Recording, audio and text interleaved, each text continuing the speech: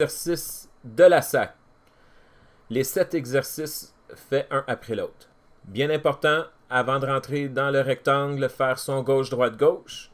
Et vous allez vous placer pour le premier exercice qui est la mise en mouvement de la moto.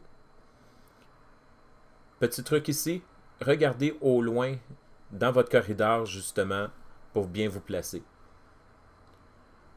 Alors, on décolle, on chiffre en deux et juste avant d'arriver, on redonne le chiffre, on s'arrête. Deuxième exercice, le petit zigzag, on va tourner vers la gauche, on regarde où est-ce qu'on veut aller, on chiffre en deux et une fois au bout, on n'oublie pas, on donne le chiffre, on regarde au bout du corridor et on s'arrête. Troisième exercice, le slow race. On décolle, ça reste en première. On ralentit, on utilise la clutch, le frein arrière, on reste détendu, on regarde le regard haut et après ça, on tourne vers la droite une fois que c'est fini. Le quatrième, le grand tour. On décolle, on chiffre en deux. On passe entre les petits cônes, on regarde où est-ce qu'on veut aller, on se détend, on respire et on s'en va se replacer après ça pour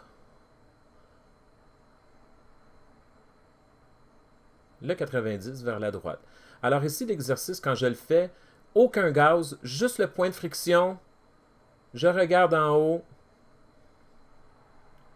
j'ai même pas incliné la machine, absolument pas. Fait que, comme vous pouvez le voir, il n'y a pas réellement de vitesse nécessaire, à part pour les deux prochains exercices qui vont commencer ici, soit le contre-braquage et le freinage d'urgence.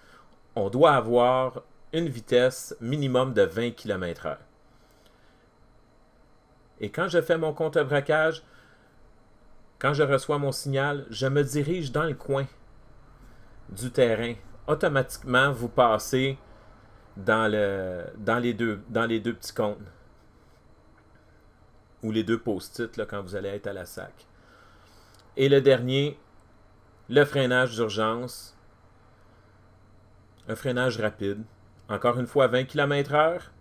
On s'arrête, on garde le dos droit, les épaules droites. Et c'est fini. Bonne chance tout le monde.